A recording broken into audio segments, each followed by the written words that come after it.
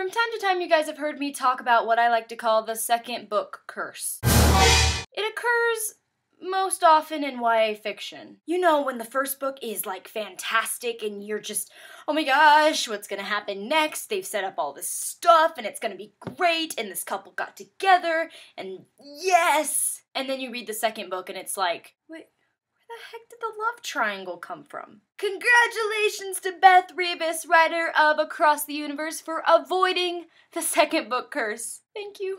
Thank you so much.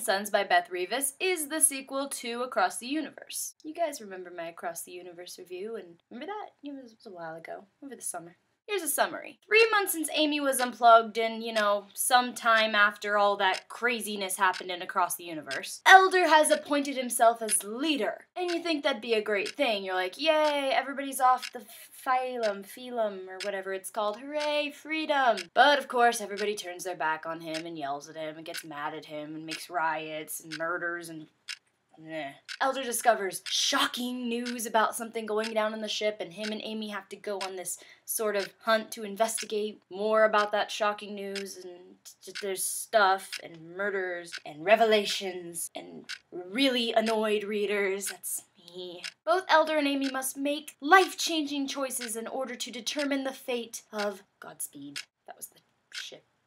Before I dive into this, let's all take a moment to slow clap for Beth Revis. Or is it Revis? Either way, slow clap.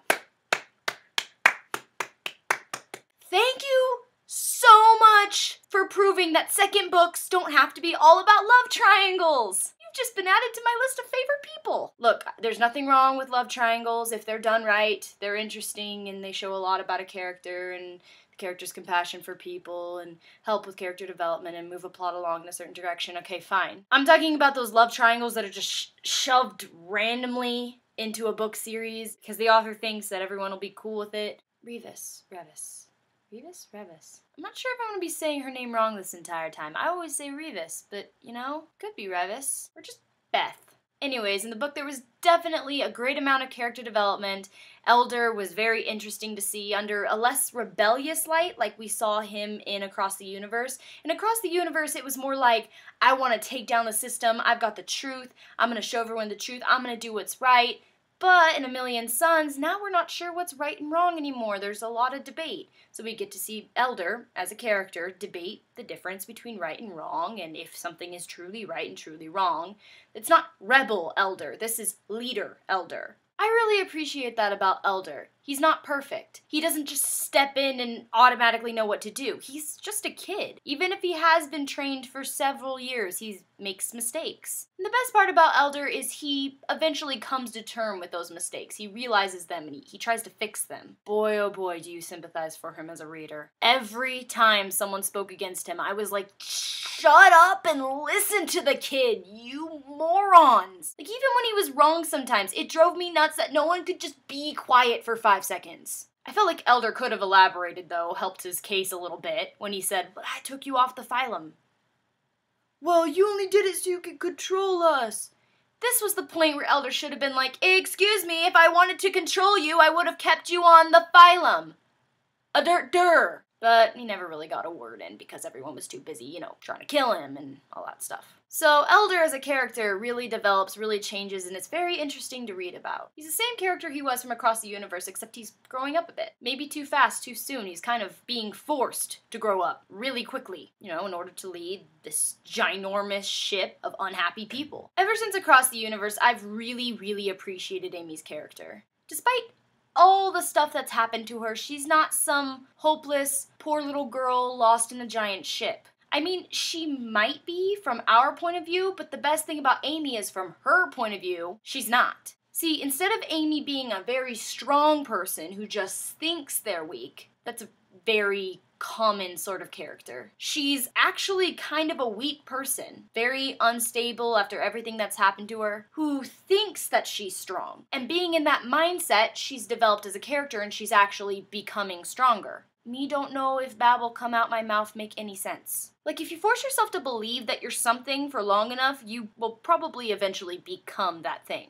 I'm not saying that Amy isn't strong in general. I mean, she's brave, she deals with things. But Amy thinks she can deal with everything. I really like that. That's a sort of bravery that just no one can hold a candle to. So on the character development scale, Beth did a good job. Everything flowed naturally and awesomely, and I wasn't sitting there thinking, yeah, right? Because that's my big thing. A story doesn't have to be believable. Come on, we've got a giant ship in space looking for a different Earth. Clearly this isn't happening in real life. But my big thing is, I don't care what the story is. I don't care if you've got fairies and pixies and unicorns and vampires and shadow hunters, as long as the characters are realistic. Then it feels realistic. The realistic nature of the characters serves as the link between the reader and the story. And Beth does such a good job of that. That's my favorite thing about these books. It's beyond sympathy. It's complete understanding. Like, I get where you're coming from. We are all there sometimes, even though your circumstances are totally out of this world, literally.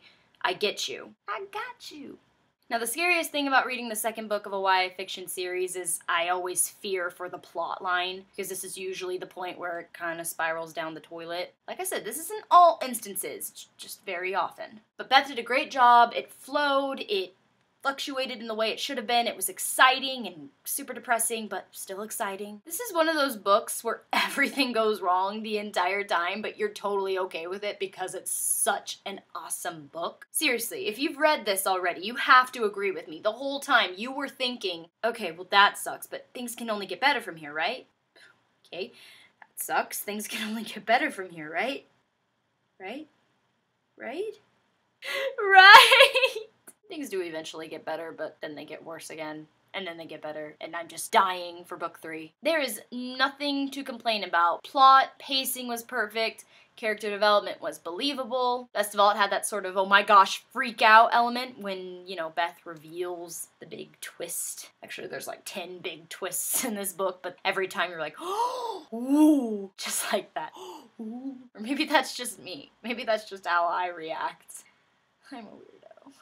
So total props to Beth. What a great book, what a great series. I'm really excited for book 3, and this can only get better. Seriously, the way she set up the ending, this can only get better. I give it 2 thumbs up, and I recommend it to everybody, and if you haven't read Across the Universe yet, you idiot, what are you waiting for? I'm gonna laugh though if they land on this planet, and it's the planet from Avatar. It's just giant blue people with sacred trees everywhere.